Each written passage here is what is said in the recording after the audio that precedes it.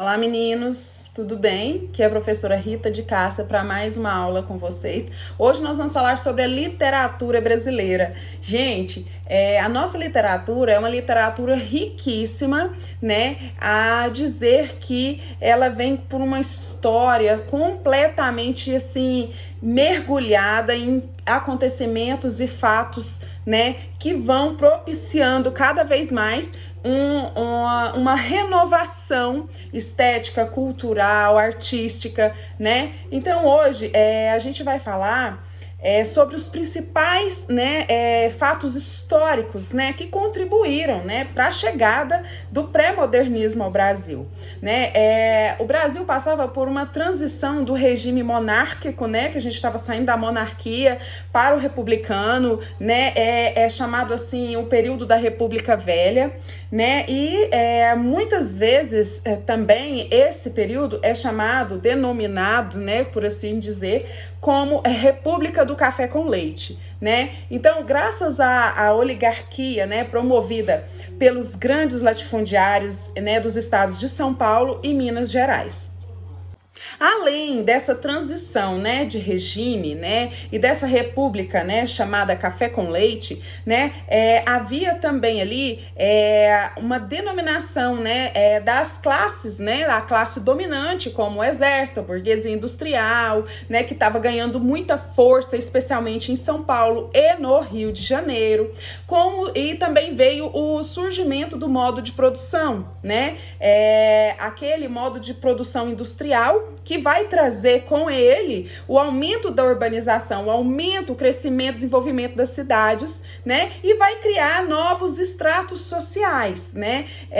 E essa consolidação, né, da economia industriária também é acolhida pela consolidação da economia cafeeira, né? Onde ali cada vez mais a cultura, né, da cana-de-açúcar, né, no Nordeste brasileiro vai diminuir e vai se consolidar cada vez mais a cultura do café, né? Outro tema também que faz parte desse contexto é a escravatura, né? A recém-abolição, né? O que acontece? Essa recém-abolição dos escravos, ela vai abrir também as fronteiras, né, do nosso país, porque aí vai chegar muitos imigrantes europeus e asiáticos também, que vão substituir a mão de obra escrava, né? Então, as lavouras vão ser completamente tomadas por mão de obra de imigrantes que estão chegando no nosso país, né? E esses negros alforriados, né, eles não vão ter qualquer direito à integração social. Eles viveram por 3 séculos, né, no Brasil aqui a escravatura, e eles, né, não vão ter ali uma condição de se inserir dentro dessa sociedade brasileira, né? Então, esse racismo, né, que vai acontecer, é um racismo estrutural, né? Ele vai ser também um dos componentes, né, da fundação da República, né? E vai surgir ali muita desigualdade social, né? E dentro disso vai haver ali um conflito entre 2 Brasis, é chamado de 2 Brasis. Por quê? É um conflito entre o tradicionalismo agrário, né, hegemônico, né, dominante, né, o domínio do poder, né, que alguém vai exercer em relação aos demais, e com a controvérsia, né, as ideologias progressistas, a urbanização, a imigração, o crescimento industrial, e aí vai acontecer também as revoltas sociais que vão estar abalando e conturbando ainda mais esse período da nossa literatura, para estar ali nos dando vários, como que eu vou dizer, gente? Vários conteúdos diferentes para que a gente desenvolva uma literatura voltada para nós. Compreendes? Então, os principais acontecimentos políticos sociais que aconteceram no Brasil nesse momento histórico foi a revolta contra a vacina obrigatória que aconteceu no Rio de Janeiro, né? Que foi a obrigatoriedade da vacina contra a varíola, né? A revolta da chibata, né? Que foi a revolta dos marinheiros com o tratamento, as punições que eles recebiam, que eram na base das chibatadas, né? O levante de Juazeiro, que foi ficou conhecido, uma guerra ali política que envolve o padre Cícero, né, que era conhecido também por Padim Cisso, porque houve ali uma tentativa de tomada, uma intervenção de poder federal dentro do estado, né, e ali aconteceu algumas né, revoltas entre eles e alguns conflitos. A revolta do Contestado, né, que foi uma guerra, né, territorial que aconteceu no sul do nosso país, né, mais precisamente entre as fronteiras do Paraná e Santa Catarina. E aconteceu também as duas greves gerais de operários, ou seja, né, foi um movimento de paralisações urbanas no trabalho, né, pelos empregados dessas fábricas do setor têxtil, que naquela época o setor têxtil era bem empregatício, e essas revoltas, elas aconteceram porque eles não tinham condições de trabalho adequadas, eles trabalharam horas e horas e horas exacerbadas, né, e sem condição nenhuma, sem humanização nenhuma, os salários eram baixos, né, e a caristia, será que há algo assim em comum com o que a gente está vivendo, né, a caristia dos produtos, do modo de vida, né, a sobrevivência das pessoas era muito, muito cara. Então, dentro disso, né, foi surgindo algumas revoltas e dentro disso surgiram as greves, né, desses operários, né? Esses trabalhadores, né, eles levaram bem a sério.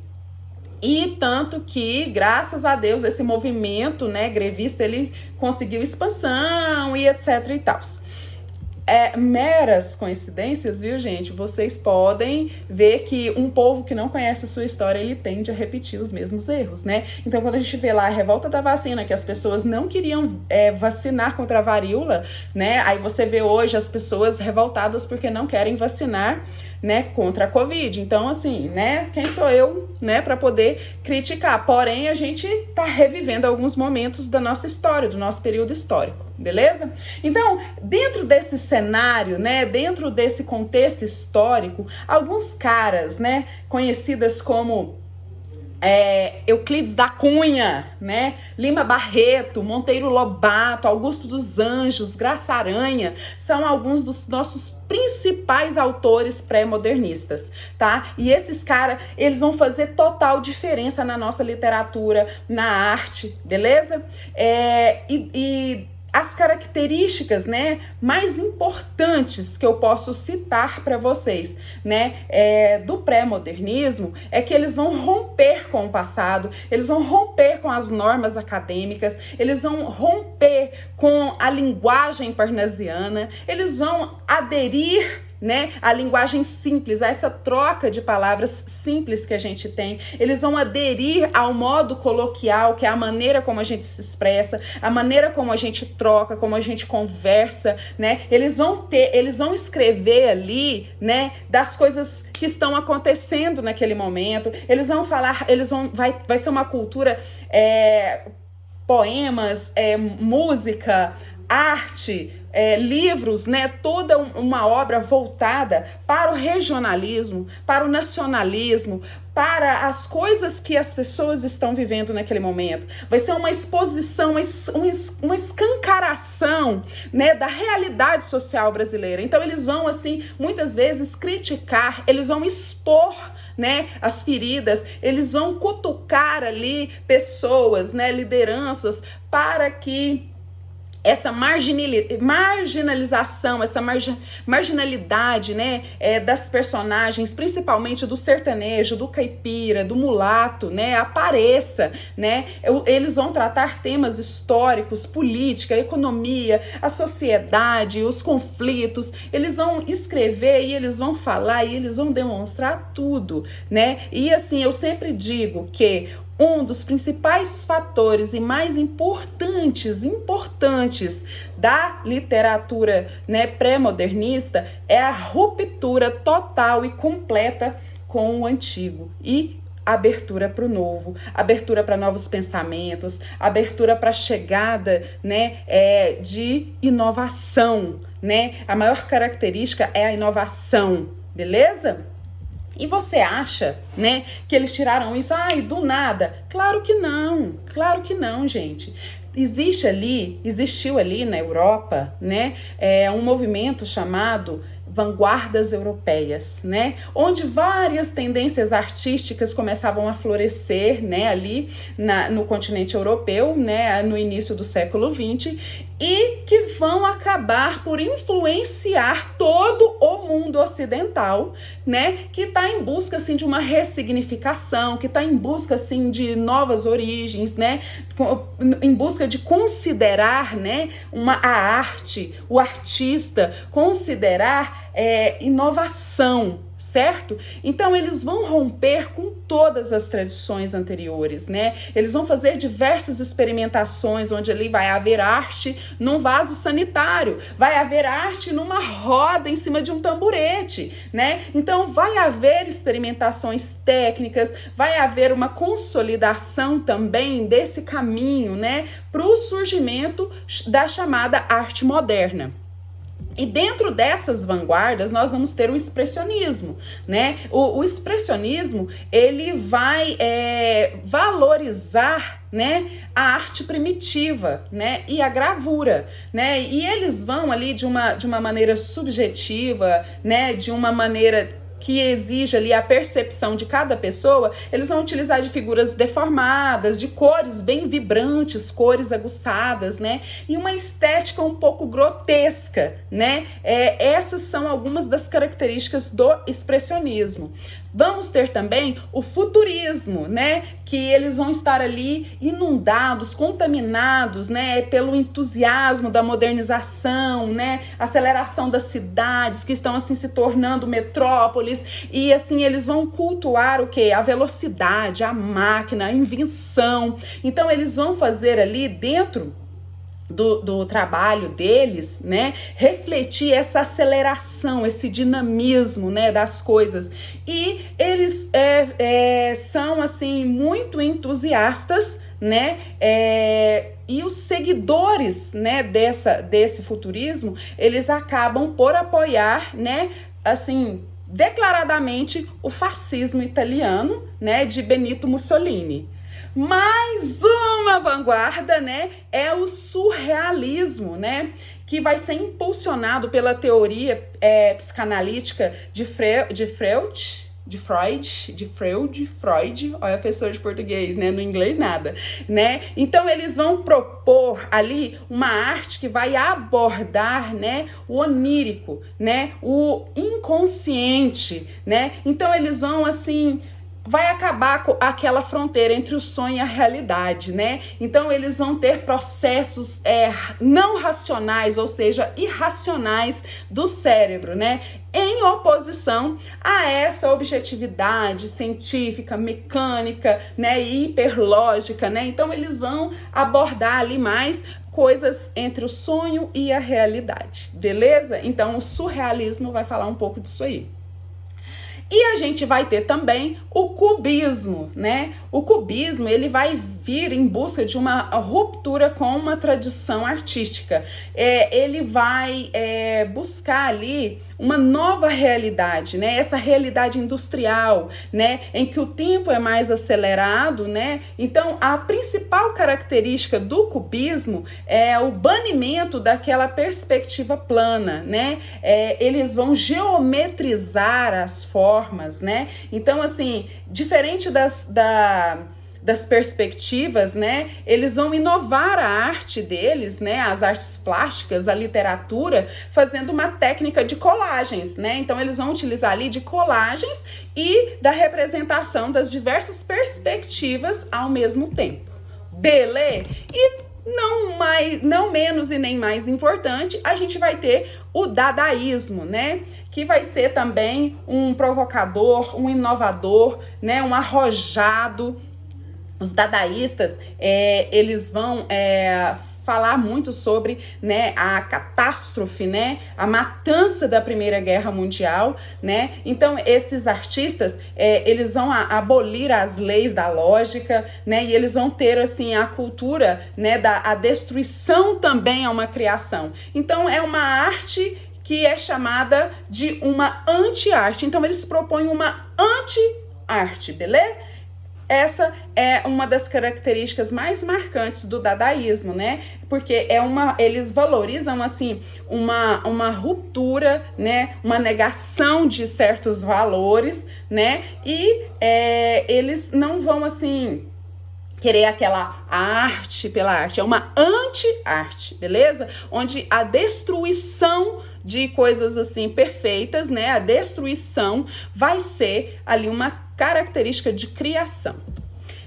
E para resumir, né, toda essa parte, né, que envolve aí as vanguardas, né, a gente precisa saber que foi um movimento que tomou toda a Europa no início do século XX, né, e que foi assim, foram movimentos mesmo de ruptura, de quebra com a arte tradicional, né? Que a proposta das vanguardas era a libertação da arte, da cultura, né? Que a gente soltasse as amarras, né? Estabelecidas pelos padrões até então. E isso vai resultar em quê? Em avanços, né? Mudanças, industrialização, urbanização, né? Então a chegada da eletricidade, da máquina, tudo isso vai modificar o viver da humanidade e vai exigir então uma nova maneira de fazer arte, tá? E isso vai se espalhar por todo o mundo ocidental, vai influenciar, né, e vai se consolidar essa arte moderna, né, em diversos países, incluindo o Brasil, né, e cada um, né, dos movimentos de arte das vanguardas, né, elas têm as suas próprias características, né, e é chamada até de época dos ismos, né, cubismo, dadaísmo, futurismo, né, os ismos, né, então eu tenho expressionismo, eu tenho cubismo, eu tenho futurismo, eu tenho dadaísmo e o surrealismo, beleza? Essas foram os principais movimentos das vanguardas europeias, beleza? A gente precisa saber também que no Brasil, tudo isso chegou em 1922, na Semana de Arte Moderna. Foi assim o lançamento, foi o checkmate no Brasil, né, dessa chegada desses movimentos. Foi a Semana de Arte Moderna, né, em 1922. Guarda esse ano, 1922, beleza? Foi uma manifestação artística e cultural, né, que aconteceu no Teatro de São Paulo, né, entre os dias 13 e 18 de fevereiro. É chamado semana, porém foram alguns dias, né? Foi um evento que reuniu várias apresentações de música, de dança, de poesia, de recital, de obras-primas, esculturas. Foi muito rico, palestras, né? Os artistas envolvidos nessa semana, eles tinham uma visão de arte a partir de uma estética inovadora, inspirada pelas vanguardas europeias, né? Então, eles visavam uma renovação, né, dessa cultura brasileira, da arte brasileira. Esse evento não foi tão bem recebido assim, né? Ele trouxe assim à tona muita crítica, as pessoas não aceitaram bem, sabe? Foi como se eles estivessem destruindo a arte brasileira, né? Houve um rompimento ali da arte acadêmica, né? E que vai inaugurar uma revolução estética, uma revolução, um movimento modernista no Brasil, tá? Então, nesse momento, surge o movimento modernista no Brasil, né? E Mário de Andrade, né? Foi uma das figuras centrais, chave, né, foi o principal articulador, né, dessa Semana de Arte Moderna.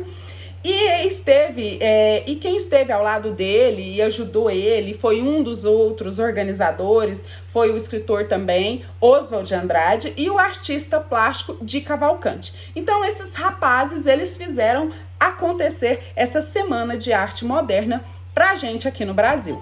Beleza?